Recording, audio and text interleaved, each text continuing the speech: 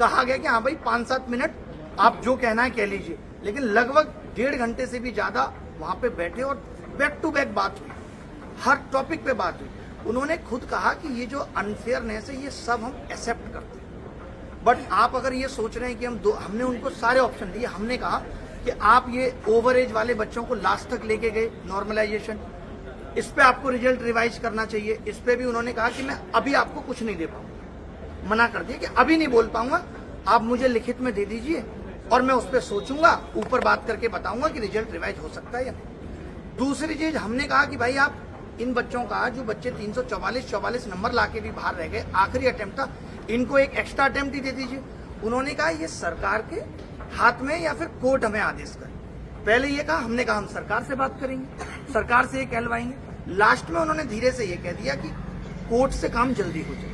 ये उनके सब थे जो एज इट इज उनसे बात हुई, वो मैं आपको बता रहा हूँ। उन्होंने कहा कोर्ट अगर हमें कहता है तो हमें आपत्ति नहीं है, हम इस पे तैयार हो जाएंगे कि बच्चों को एक अटेम्प्ट और मिल जाए, क्योंकि गलत तो हुआ है, वो हर एक बात पे मान रहे हैं। इनफैक्ट आप जिन हम सोच रहे थे कि सवाल गलत आए, अभी तक हम भी यही सोच रहे थे कि चेयरमैन को मतलब नहीं है, ये पैसा कमाने के लिए हो रहा है, तो उनको गलत सवालों में 7-8 तो उन्होंने हमें बता दिए कि 14,3 वाला सवाल सही हो सकता था, बट वो कह रहे थे ये चेयरमैन नहीं सही करता, ये जो आंसर की चेयरमैन नहीं बनाता है। अब ये बन गई और रिजल्ट रिवाइज हो गया, रिजल्ट जारी हो गया, तो अब कुछ नहीं हो सकता है। बट मैं आपको वादा देता हूं कि आज के बाद कोई सवाल गलत नहीं आएगा। ये कम से कम 5 से 7 बार बोला है, और भी लोग गवाह हैं, तुषार है यहाँ पे, भाई जिस बात पे गलत लगे वो बता देना। इन्होंने खूब लड़ा, ये भी थे, इन्होंने खूब कहा, इतना रिक्वेस्ट किया कि भाई हमारा तो भविष्य चला गया, 2023 में आपने चला दिया, 2024 में अब आपने ये कर दिया। फिर बात आई नॉर्मलाइजेशन की, तो उन्होंने कहा कि मैं ये वादा देता हूं कि आज के बाद मेंस कभी 2 शिफ्ट में नहीं होगा। ये भी बोला कि बात चल रही है। उन्होंने ये भी कहा कि जो है हमने आगे डाला हुआ है सरकार को कि फॉर्म फीस बढ़ा दें, ताकि ऐसा ना हो कि 36 लाख लोग फॉर्म भरते हैं, हमें व्यवस्था उतनी ज्यादा करनी पड़ जाती है, और हम जो है कम बच्चे फॉर्म भरें, 36 लाख के बाद पहुंचते 18 लाख है, तो हम इस पे भी सोच रहे हैं। ये बात थी नॉर्मलाइजेशन पे। आपका कोई क्वेश्चन है तो आप उस पर भी पूछ सकते हैं बीच में। डिफिकल्टी लेवल पे बता देता हूँ। हाँ, एक हमने कहा कि एक बच्चा MTS की नौकरी ले रहा है, उन्होंने बहुत इत्मीनान से सुना, CHSL की भी ले रहा है और इसकी भी ले रहा है। वो बोले इसमें कर कुछ नहीं सकते, बट इस साल से क्या होगा, पहले CGL होगा, CGL का रिजल्ट आ जाएगा, फिर CHSL, फिर उसका रिजल्ट आएगा, यानी जिसको CGL में नौकरी मिल जाती है वो CGL फिर भरेगा नहीं, CHSL फिर MTS होगा। और हमें भी इस बात की शर्मिंदगी है, ये सब थे, कि MTS का पेपर CGL के लेवल से ऊपर आ रहा है। हमने कहा 90% कट ऑफ जा रही है, तो उन्होंने कहा डिफिकल्टी लेवल पे भी अब सवाल TCS नहीं बनाएगी, ये खत्म कर दिया। इस पे तो उन्होंने ये नहीं कहा कि करेंगे, इस पे उन्होंने कहा कर दिया है, ये काम हमने कर दिया है कि अब TCS पेपर नहीं बनाएगी, क्योंकि वो जिम्मेदारी नहीं ले रही, इतने गलत सवाल आ रहे हैं। उन्होंने अपने आप से JEE का जिक्र करा, बोले आप अपना छोड़ो, CGL का JEE में देखो कि 100 सवालों में 16 गलत। JEE वाले पे भी उन्होंने ये बात की, हर एक चीज पे ये बात हुई। उन्होंने कहा कि ये कमेटी जो रिजल्ट बनाती है, जो डिसाइड करती है कि किसको मार्क्स टू ऑल देना है और किसको नहीं देना है। सर नॉर्मलाइजेशन के अब वेटिंग लिस्ट की बात आई, तो वेटिंग लिस्ट में हमने कहा कि आप जो वेटिंग लिस्ट है वो इस पे दे सकते हो MTS में, तो उन्होंने कहा इस पे हम सोचेंगे, कोशिश कर रहे हैं कि कैसे इस चीज को खत्म किया जा सके।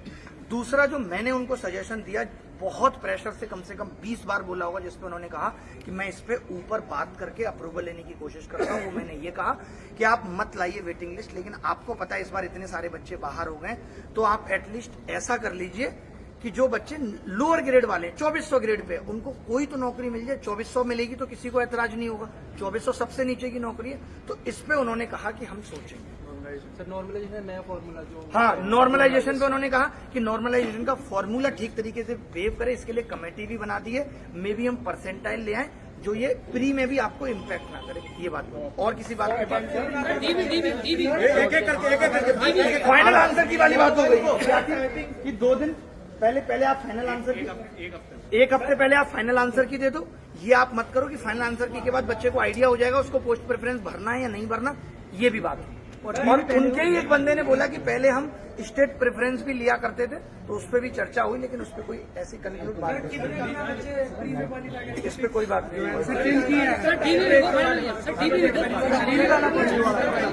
हाँ, डॉक्यूमेंट वेरिफिकेशन का सुन लीजिए। हमने कहा कि डॉक्यूमेंट वेरिफिकेशन तो डिपार्टमेंट को करना चाहिए, इतनी सब गड़बड़ें आ रही हैं। उन्होंने खुद कहा कि जब वो जो डिपार्टमेंट कर रहे हैं, मिनिस्ट्रीज कर रहे हैं, उसकी वजह से हम पे आरोप आ रहा है, तो हमने खुद सरकार को कहा कि हम डॉक्यूमेंट वेरिफिकेशन करेंगे तो सरकार ने हमें ये कह दिया कि आपका काम केवल एग्जाम लेना है, डॉक्यूमेंट वेरीफाई करना नहीं है। यही बोला भाई कि आपका काम एग्जाम लेना है, डॉक्यूमेंट वेरीफाई करना नहीं है। इसीलिए हमारे हाथ में अभी डॉक्यूमेंट वेरिफिकेशन नहीं है। सर एक क्वेश्चन, एक मिनट, कोई नहीं बोलेगा, एक मिनट। हाँ। एसएससी की वेबसाइट पे साफ साफ इनका रूल्स और डिसीजन मेकिंग प्रोसेस दे रखा है। उसमें साफ साफ लिखा है कि टेंटेटिव आंसर की और फाइनल आंसर की दोनों चीजों पे फाइनल सिग्नेचर चेयरमैन के होते हैं। तो ये कैसे कह रहे हैं कि हमने नहीं बनाई?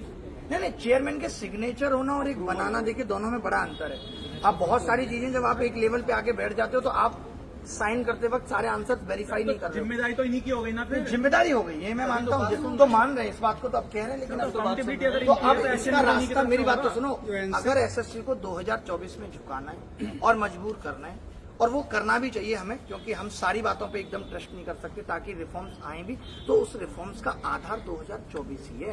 आप ये नहीं कह सकते कल को कि भाई 2025 में ऐसा कर देना। वो कहते हैं ठीक है कर देंगे, अभी भी तो कहा है, फिर खुद से कहा बैठना है। पड़ेगा सर, फिर से बैठना पड़ेगा 24 में।